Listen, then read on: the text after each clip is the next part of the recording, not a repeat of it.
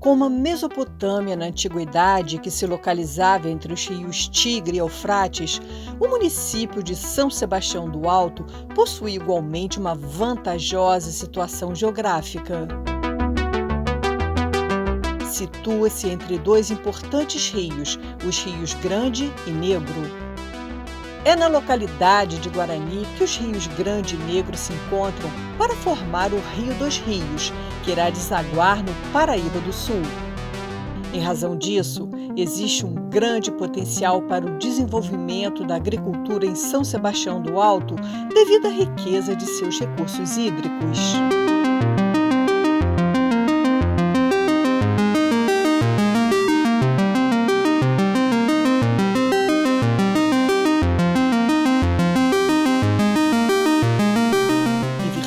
Dessa vantagem geográfica, São Sebastião do Alto recebeu do prefeito Hermes Ferro a denominação de Mesopotâmia Fluminense.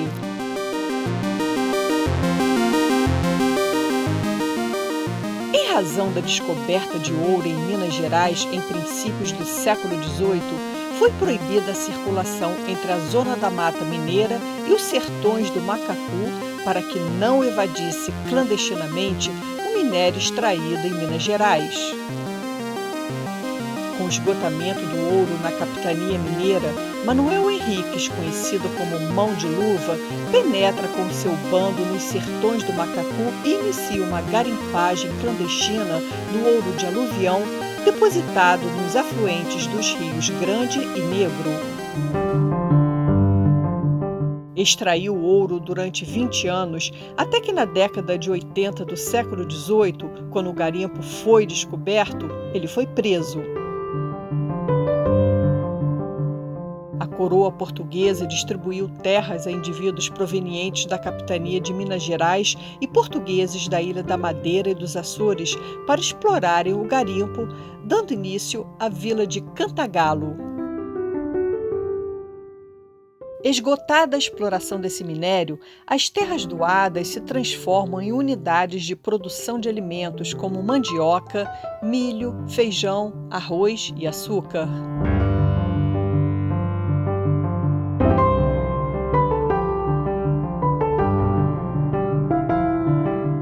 As primeiras sesmarias concedidas no território do atual município de São Sebastião do Alto datam do final do século XVIII, quando ainda era os sertões do Macacu.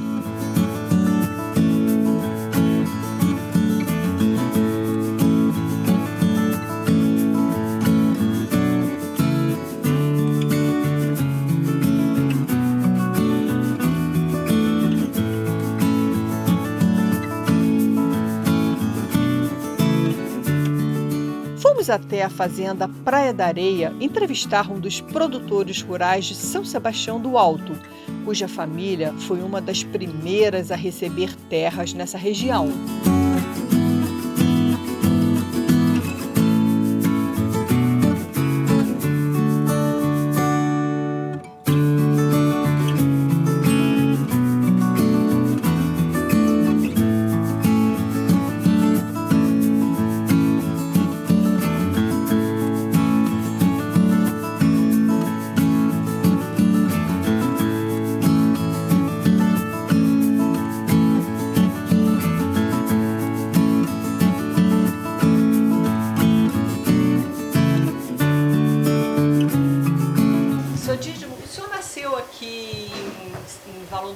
São Sebastião do Alto? Eu nasci em São Sebastião do Alto, aqui na fazenda Praia da Areia. Nessa fazenda mesmo? Nessa fazenda mesmo. Eu queria que o senhor falasse um pouquinho do seu avô, dos seus ancestrais. A gente está vendo alguns quadros ali na parede. Uhum. Não estou enxergando. Os meus ancestrais eu sei de cabeça. O senhor pode falar sei. um pouco da história deles? Meu avô, eu tive mais contato com a família do meu pai, que a fazenda aqui era da minha avó, Luciana da Silva Martins, aquele retrato grande que está lá em cima da parede. Era sua avó? Aquela era minha avó. O marido dela chamava-se Modesto Lopes Martins. Ambos eram lavradores. Agora, a minha avó, Luciana, ela era filha de um fazendeiro muito rico da região. Ele possuía aqui as medidas da época, era sesmarias, você tinha 2 sesmarias de terra, era muita terra. Ele explorava todo tipo da agropecuária, desde a criação de bois e principalmente de fabricação de rapadura, que na época não era nem açúcar, era rapadura, também fumo, mas o principal produto que sustentava a mesma propriedade era o café, entendeu? Eu ia falar sobre isso. O café que era o principal produto, entendeu? E os outros eram produtos acessórios, cultivava para a família, que a família também era grande, entendeu? Para os escravos, e o que sobrava vendia. Seu Dídimo, essa fazenda aqui, ela fazia parte dessas sesmarias do seu ancestral, né? Sim, do meu bisavô, entendeu? Meu bisavô chamava-se Francisco Faria Salgado. Português, né? Descendente de português e descendente de escravo. Ah, é? Ele era moreno. A sesmaria dele, ela começava ali na entrada, naquele trevo que vai para São Sebastião do Alto, um pouquinho para cima, onde são os herdeiros agora, da Fátima Teixeira de Carvalho.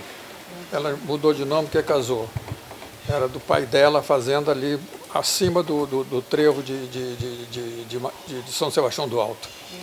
Vinha dali, para você ter uma ideia, vem descendo no sentido da estrada, e até ali na entrada cabeceira do Valão do Córrego, cabeceira do Valão do Barro, que eu disse para você. Depois do posto de gasolina, entrando à direita, a fazenda terminava ali. Isso no sentido longitudinal.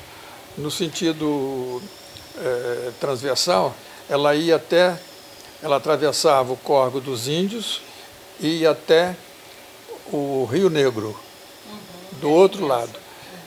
Isso descendo pela esquerda, né? E descendo pela direita. É uma serra que tem ali em São Sebastião do Alto, não sei se você sabe o nome, aquela serra. Ela tem um nome... Deus me livre, né? Deus me livre.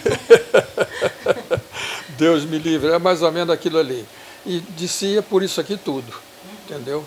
Ia até lá onde eu disse a entrada do Córrego, cabeceira do Valão do Barro. O senhor sabe dizer se ele chegou a receber colonos na fazenda dele com o fim da escravidão? Porque essa região aqui teve muito italiano, né? Teve, mas os italianos foi depois da geração dele. Entendeu? Ele é antes, essa história que eu te contando é do século XVIII.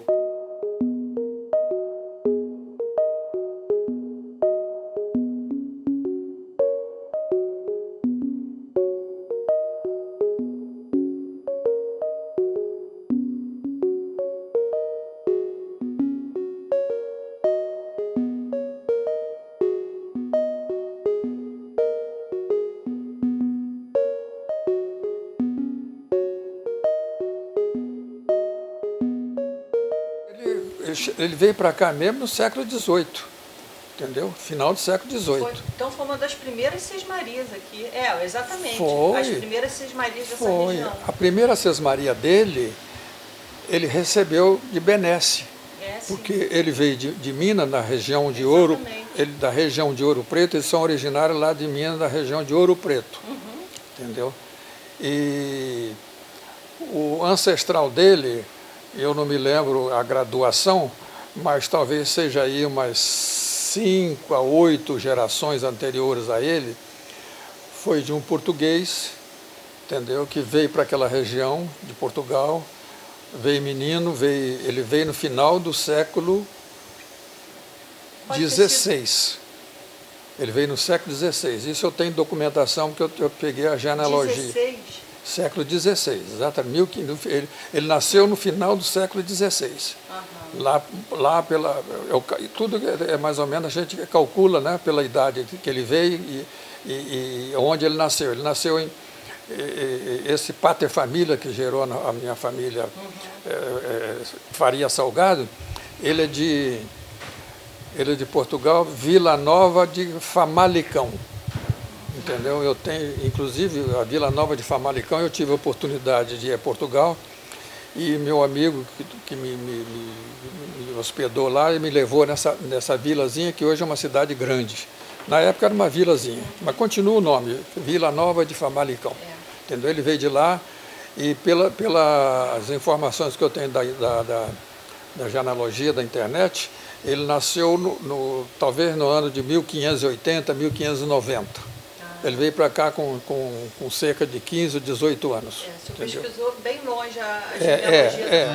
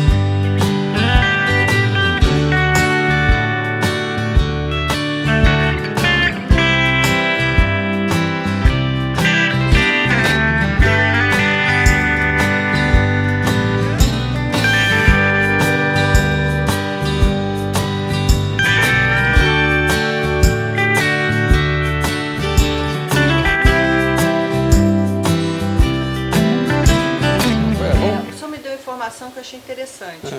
A sua família veio de Minas e foi um dos primeiros sesmeiros dessa região, porque realmente essa região começou a ser distribuído terras a partir do final do século XVIII.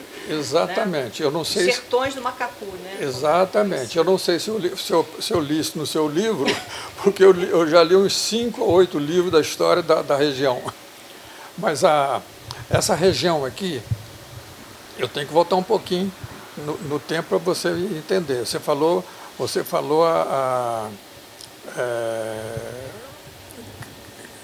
Macacu, né? Sertões de Macacu. Sertões de Macacu, exatamente, Sertões de Macacu.